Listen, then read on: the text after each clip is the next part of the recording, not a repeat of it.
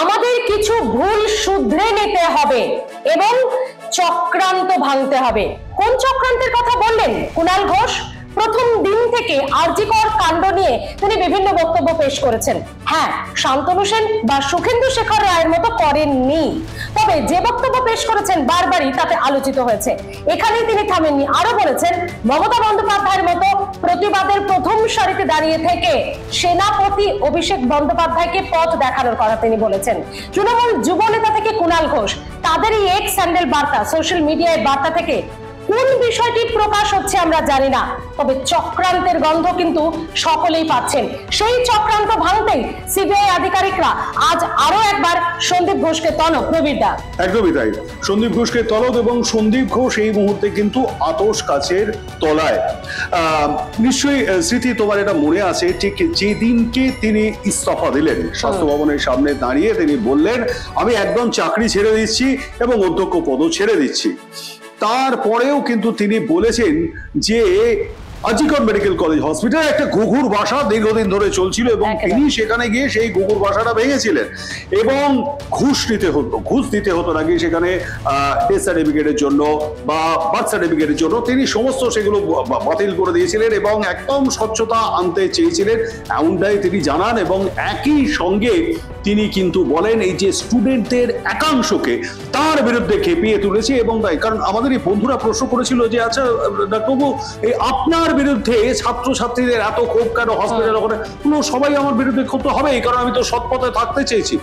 এই সৎপথে যে তিনি থাকতে চেয়েছিলেন এইটাও কিন্তু আজ আতশ কাচের তলায়। সত্যিই কি সেদিন দাঁড়িয়ে সন্দীপ বাবু ঠিক বলেছিলেন না ভুল বলেছিলেন স্মৃতি? একেবারে প্রবীরদা, কোন কোন পয়েন্ট গুলো সন্দীপ ঘোষকে নিয়ে ভাবাচ্ছে তদন্তকারীদের বলবো এক এক করে আপনাদের।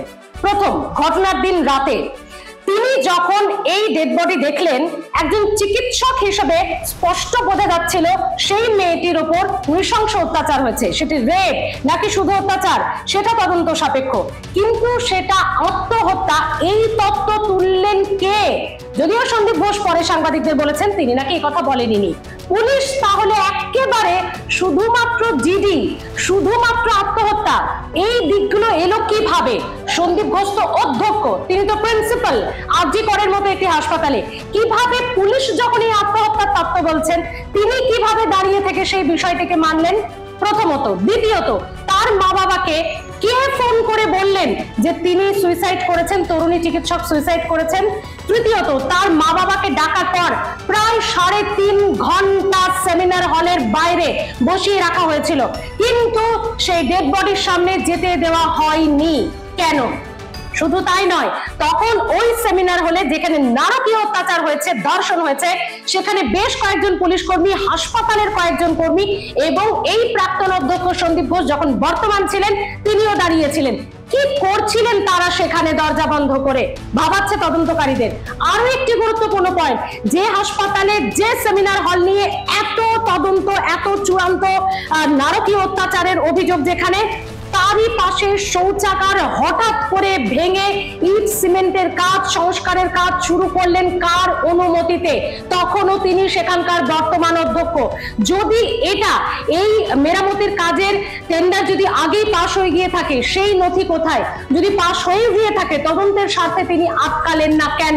সেখানে তো নথিপত্র লোপাট হওয়ার, সেখানে নথিপত্র মুছে যাওয়ার একটা আশঙ্কা থাকে। তো এই এতগুলো দিক কিন্তু সন্দীপ ঘোষের বিরুদ্ধে যাচ্ছে। আর অভিযোগ তো পাহাড় প্রমাণ। 2011 সালে ক্ষমতা দখল করেছে তৃণমূল কংগ্রেস, সেই বছর থেকেই তিনি এই হাসপাতালের অধ্যক্ষ। এর মধ্যে 3 বার বদলি হয়েছেন জেলায়, মুর্শিদাবাদ এবং এরই পাশাপাশি উত্তরবঙ্গে 3 জেলায় তিনি বদলি হয়েছেন, কখনো 24 ঘন্টা, কখনো 48 ঘন্টার মধ্যে আবারও ফিরে এসেছেন আরজি করে। কেন? কি আছে আরজি করে? এই প্রশ্নটা ভাবাচ্ছে। অবশ্যই ভাবাচ্ছে। এবং আরো বেশ কয়েকটা জায়গা তুমি এড়িয়ে গেলে, যেমন সেই শৌচাগার ভাঙার কথা বললে, সেই শৌচাগার কিন্তু যেখানে গিয়ে সেই রাত্রে নাকি রক্ত ধোয়া হয়েছিল, জামা কাপড়গুলো ধোয়ার চেষ্টা করা হয়েছিল, যদিও মুছে যায়নি সেই শৌচাগার। এটাও যেমন একটা কথা। আর একটা কথা নিশ্চয়ই তোমার মনে আছে যে এই ভদ্রলোক যিনি অধ্যক্ষ পদ থেকে ইস্তফা দিয়েছিলেন রাজ্যকর থেকে, যদিও তিনি পরবর্তীকালে আরেকটি কলেজের, মেডিকেল কলেজের অধ্যক্ষ হিসেবে তাকে নিয়োগ করা হয়েছে স্বাস্থ্য দপ্তরের তরফ থেকে। তিনি তখন বলেছিলেন যে আমার মেয়ে আমার মেয়ের মৃত্যু হয়েছে এবং ধরে নিন এইরকম আমাদের মেয়ের মৃত্যু হলে আমি সেখানে গেছি, আমি পুলিশকে বলেছি সেই রাত্রে আপনারা নিয়ে যান সিসিটিভির ফুটেজ। উনি জানলেন কি করে যে সিসিটিভির ফুটেজের মধ্যে ওই সিসিটিভির যে কটা ফুটেজ রয়েছে তার মধ্যেই খুনি লুকিয়ে আছে? কেন অন্যান্য সিসিটিভির ফুটেজের কথা সেই রাত্রে তিনি বললেন না কেন? একতলা থেকে চারতলা পর্যন্ত সিসিটিভির ফুটেজ তো তিনি পার্টিকুলার কোনো কয়েকটা জায়গা সিসিটিভির ফুটেজের কথা বলেছিলেন। এটাও যেমন একটা ঘটনা। আর একটা ঘটনা সেদিনকে তার বাবা মা বলছেন যে সেখানে তাকে জানানো হয়েছে যে মুখ্যমন্ত্রী ফোন এলে তবে তাকে দেখতে দেওয়া হবে। এটাও কিন্তু একটা বড় প্রশ্ন। মুখ্যমন্ত্রী তো এতটা অমানবিক নন যে একজন সন্তান মারা গেছে, যেভাবে মৃত্যু হোক, কিন্তু একজন সন্তান মারা গেছে তার বাবা মাকে সেখানে ডেকে আনা হয়েছে, ডেড বডি দেওয়া হবে না। এত তাড়াতাড়ি কেন সেই ডেড বডির পোস্টমর্টম ওই হসপিটালেই করবার পর পুড়িয়ে ফেলা হলো? এইখানে কি তাড়াহুড়ো ছিল?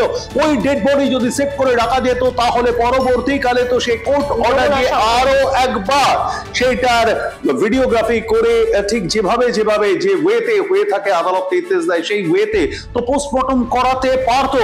কি এমন তাড়াহুড়ো ছিল? তার বাবা মা বসে রয়েছেন যেখানে টালা থানায়, সেইখানে পোস্টমর্টম করাবার পর হিয়ার স্কার করে খুব কুইক ডেড বডি চলে গেল এবং সেই সোদপুরে বাড়ির সামনে গিয়ে সেই ডেড বডি মৃতা তরুণীর অপেক্ষা করে থাকলো। তার বাবা মা না আসা পর্যন্ত ভাবাচ্ছে। এই প্রশ্নগুলো কিন্তু সবকটাই উঠে আসবে তদন্তে। সিবিআই তদন্তভার নিয়েছে, সিবিআই কে তদন্তভার দেওয়া হয়েছে। আশা করি সবকটাই কিন্তু তদন্ত উঠে আসবে। ঠিক তার পাশাপাশি কিন্তু উঠে আসবে কোথায় হাত এত লম্বা, যেমন সন্দীপ বাবুর আলোচনায়, তেমনি কোথায় হাত এত লম্বা যাকে ধৃত বলে বলা হচ্ছে যে মূল অভিযুক্ত গ্রেপ্তার, সেই সঞ্জয় রায়ের কিভাবে একজন সিভিক ভলেন্টিয়ার হিসেবে ফোর্থ ব্যাটালিয়নের যে ক্যালকাটা আর্ম পুলিশের, কলকাতা আর্ম পুলিশের ফোর্থ ব্যাটালিয়নের রাত কাটায়, সেখানে বসে মদ্যপান করে এবং হসপিটালে যার অবাধ যাতায়াত, সেখানে হোমগার্ডরা পর্যন্ত তাকে স্যালুট দেয়। অবশ্যই সিবিআই এর আতশ কাচের তলায় সঞ্জয়। একেবারে। তাহলে কি সত্যি আরজিকর ঘুঘুর বাসা 3 বার ট্রান্সফার হয়ে যেখানে আসতে হয়েছিল সন্দীপ ঘোষকে? কেন, কি আছে আরজিকরে? তদন্তকারীরা দেখছেন। আমরাও চাই এই নারকীয় হত্যাকাণ্ডের খুব দ্রুত তদন্ত এবং উপযুক্ত বিচার হোক। দোষীরা এমন কঠিনতম শাস্তি পাক যা উদাহরণ হয়ে থাকবে।